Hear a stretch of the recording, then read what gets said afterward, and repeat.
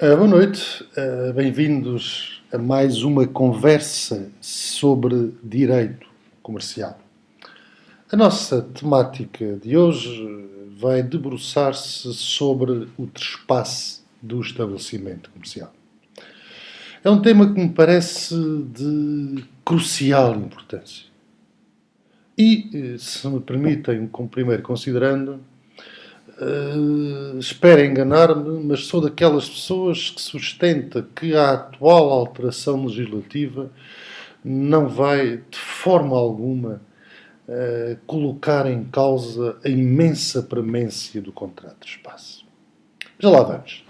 Comecemos pelo início, se me permitem, e aqui o início é a definição do contrato de espaço. De espaço é um qualquer negócio jurídico que transfira definitivamente e inter vivos a propriedade de um estabelecimento comercial. Temos um alienante, que é um trespassante, e um adquirente, que é um trespassário. Partindo desta definição, que é uma definição comum entre a doutrina que se debruça sobre estas coisas, subjaz 2 ou 3 primeiros pontos introdutórios. O primeiro é a variedade típica sobre a qual pode consubstanciar um contrato de espaço. Ou seja, o contrato de espaço pode ser realizado por compra e venda, por troca, por entrada em espécie, por doação, por venda judicial. Todas estas modalidades são passíveis de configurar um contrato de espaço. O que o caracteriza, o seu objeto, é o estabelecimento comercial. Ou seja, é um dos vários contratos que tem como base, como objeto contratual, o estabelecimento comercial. Não um imóvel, mas uma organização, uma atividade. Não gosto da expressão, evito-a, mas pode-se sempre dizer, porque ajuda a um raciocínio, meu bom discente, que no trespasse aquilo que se transfere é um negócio. E transfere-se de forma definitiva a propriedade do estabelecimento. Este ponto é importante porque é o facto de ser uma venda ou um negócio qualquer translativo da propriedade que de forma definitiva transfira a propriedade que não apenas caracteriza o contrato de espaço, como vai distinguir de outros contratos afins, nomeadamente a locação do estabelecimento, que falaremos mais tarde.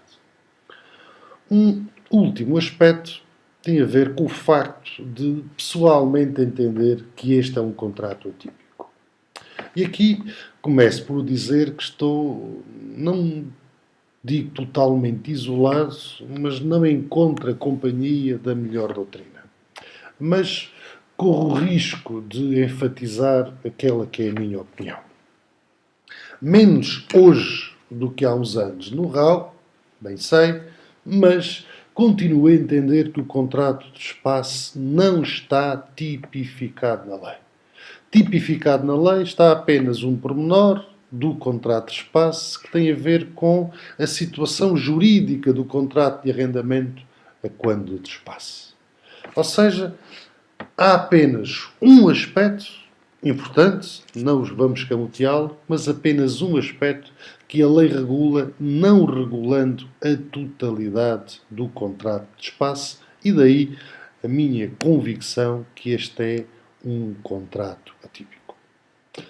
Porque regula o legislador parte deste contrato? Regula-o porque há uma importante ambiguidade no contrato de espaço. E que ambiguidade é esta? Quando o estabelecimento está situado num imóvel arrendado, vamos assistir a uma possibilidade de transmissão do contrato de arrendamento sem cuidar de ouvir a posição do senhorio. Ou seja, e procurando outra roupagem para esta frase, o que é que nós temos aqui de paradoxal? É a possibilidade de uma das partes transferir a sua posição contratual sem que a outra tenha que concordar ou que discordar. Oferecendo exemplos, porque ajudam a perceber a conflituosidade jurídica à volta do contrato de espaço. Porque uma transmissão unilateral da posição contratual do arrendatário num país que continua a sofrer as consequências de anos de congelamento das rendas e que, em virtude disso, nós temos estabelecimentos comerciais hoje cujos contratos de arrendamento são de 5, 10, 15, 20 euros, em que os senhorios desses estabelecimentos comerciais, dessas lojas, todo o santo dia, quando à noite rezam antes de dormir, dizem bem que não aconteça nada de mal ao meu inquilino, mas que ele saia de lá com uma doença grave, vão um dia abrir a caixa do correio e perceber que aquele inquilino septuagenário que eles há meses e meses e anos contam que vai sair do estabelecimento, transmite a um jovem robusto e vigoroso a sua posição contratual e, sem que o dono do imóvel nada possa fazer, vai protelar-se aquele contrato de arrendamento e tantas vezes com rendas obscenamente baixas. Esta é a conflituosidade que anda à volta do contrato de espaço. Porquê é que o legislador permite esta transferência unilateral, que é excepcional no nosso direito? Permite-o porque entende que os interesses da economia devem prevalecer face aos interesses daquele senhorio em concreto. E, para que se possa manter uma empresa, um estabelecimento comercial a labutar, então vai-se permitir que haja uma transmissão do estabelecimento que inclui, enquanto seu elemento incorpóreo, a transmissão do contrato de arrendamento nas condições que o mesmo contrato existia. É verdade que há uma comunicação ao senhorio que é feita posterior, mas esta comunicação é, se quiserem, uma gentileza que o antigo inquilino faz ao seu senhorio de sempre. Uma mera carta em que ele diz, prezadíssimo senhorio, já não sou seu inquilino, o seu inquilino é fulano de tal. Há um outro direito do senhorio, não em todos os contratos de espaço, mas quando o de espaço é desde logo por compra e venda, que é o direito de preferência.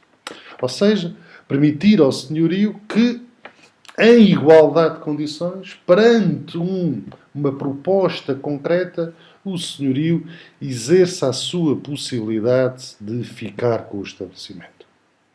Se o fizer, o estabelecimento é seu, bem como tem a nua propriedade, obviamente, do seu imóvel.